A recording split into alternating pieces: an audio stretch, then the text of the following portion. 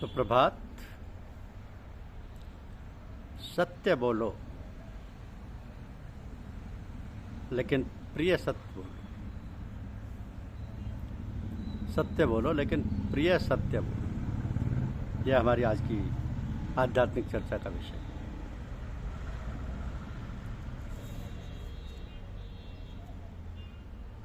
तो कहा जाता है कि सच बोलना चाहिए,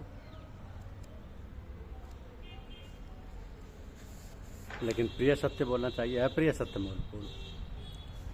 यह धर्म के मार्ग पर चलने वालों के लिए एक प्रकाश स्तंभ के समान मार्गदर्शक है, जिसका पालन करने से धर्म पथ सुगम, सरल और उत्साहपूर्ण हो जाता है।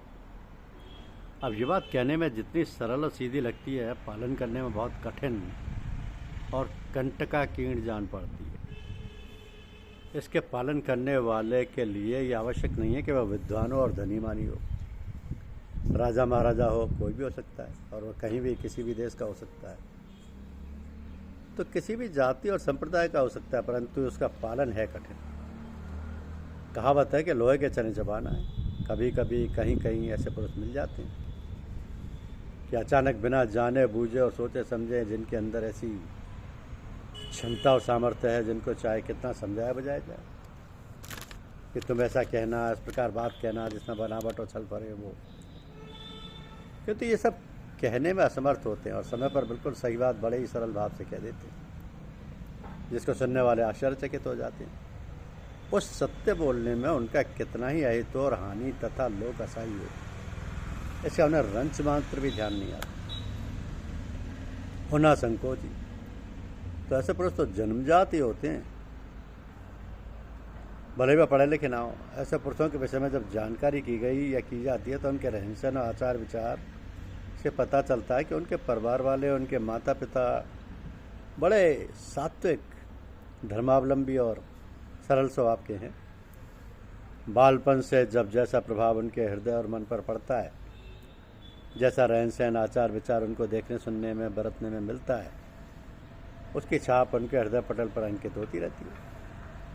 और फिर जैसे जैसे वो बढ़ते हैं, उसी बात का प्रभाव बढ़ता जाता है।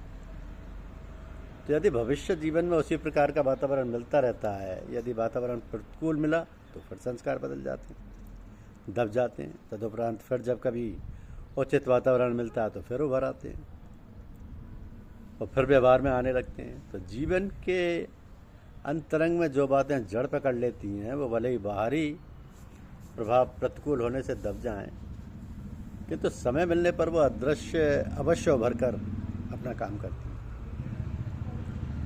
और जीवन को बिल्कुल बदल देती है। तो पूर्व संस्कारों का जब वर्तमान से मेल मिलाप होता है, तब गतिविधियों में अंतर पड़ जाता है। समान और उचित प्रकार की दशा होने पर तो उत्तम प्रकार के व्यवहार और आचरण होते हैं, और असमान और अनुचित दशा होने पर उनमें गतिरोध होकर उच्छृंखलता और अशोभनीय कार्य करने की प्रवृत्ति पैदा हो जाती है। तो सब कुछ वर्तमान संघ और समाज की रीति नीति पर निर्भर करता है। भगवान की दया कृपा और सत्संग के प्रभाव से मनुष्य को कुछ न कुछ बन जाता है।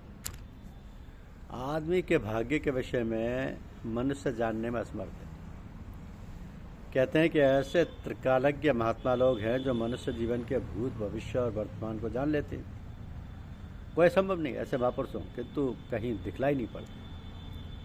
लोग कहते हैं कि पहाड़ों पर, गुफाओं, कंदरगाहों में इस प्रकार के महात्मा लोग रहते हैं, और कभी कभी भूले भटके लोगों को मिल जाते हैं। लोगों को कहते हैं, सुना तो हमने भी है कि जब हम बद्रीनाथ गए थे तो और आगे जाने पर ऐसे महात्मा मिले, उन्होंने ऐसे ऐसे बातें बतलाई जो सच निकली। संभव तो हो सकता है, क्योंकि ये सब सिद्धियों की बात है, ऐसी सिद्धियां हो सकती हैं, और भूत, भविष्य, वर्तमान बताया भी जा सकता है। लेकिन बोलना सदैव सत्य ही चाहिए, क्योंकि जो संत या महात्मा होते हैं वो अपने महात्मपन का दिखावा नहीं करते, और जो दिखावा करते हैं वो संत महात्मा नहीं होते। बड़ी सीधी सी बात है। तो जो लोग इस चीज़ का दिखावा करते हैं वो लोगों को भ्रम में भी डाल देते हैं। आप हर किसी पर विश्वास भी नहीं कर सकते, क्योंकि भविष्य जानने की इच्छा तो सबकी हो सकती है। भविष्य जानने के लिए ये लोग प्रयास भी करते हैं, धन भी खर्च करते हैं, व्यक्तियों को भी ढूंढते हैं। ये बड़ी साधारण सी बात है। लेकिन जो सचमुच भविष्य बताने वाले हैं वो इस चीज़ का कभी भी दिखावा नहीं करेंगे कि हम किसी का भविष्य बताते हैं। सत्य बोलेंगे वो। कहा गया है कि सत्यम ब्रूयात प्रियम ब्रूयात माँ ब्रूयात सत्यम प्रियम। अर्थात हम सत्य बोलें और प्रिय सत्य बोलें, परंतु अप्रिय लगने वाला सत्य ना बोलें। हम ऐसा सत्य ना बोलें जिससे किसी को बुरा लगे। इसी कारण से शास्त्रों में सत्य से प्रथम अहिंसा पर बल दिया गया है। हिंसा केवल मारने या काटने को ही नहीं कहते, अपितु किसी को ऐसी बात कहना जिससे उसका मन दुखी हो और उसे कष्ट पहुंचे, ये भी हिंसा है। तो प्राय लोग क्या करते हैं कि बिना असत्य का प्रयोग किए हुए, अर्थात बिना झूठ बोले, सांसारिक कामकाज ठीक प्रकार से नहीं चल सकते, विशेष रूप से व्यापार और दुकानदारी इत्यादि। किंतु ये बात बिल्कुल निराधार है। जो लोग व्यापार या दुकानदारी करते हैं और सत्य बोलते हैं, एक बात कहते हैं, जो तोल मोल नहीं करते हैं, उनको प्रारंभ में भले ही कठिनाई प्रतीत हो, किंतु कुछ दिनों पश्चात जब लोग सच्चाई जान जाते हैं तो उनकी ख्याति दूर दूर तक फैल जाती है और लोग निश्चिंत भाव से निस्संकोच होकर वस्तु का लेन देन करते हैं। इसलिए अध्यात्म पथ के पथिक के लिए सत्य की साधना अत्यंत आवश्यक है। इसमें ना कहीं आना, ना कहीं जाना और ना किसी से पूछना, केवल सत्य का प्रयोग करना है।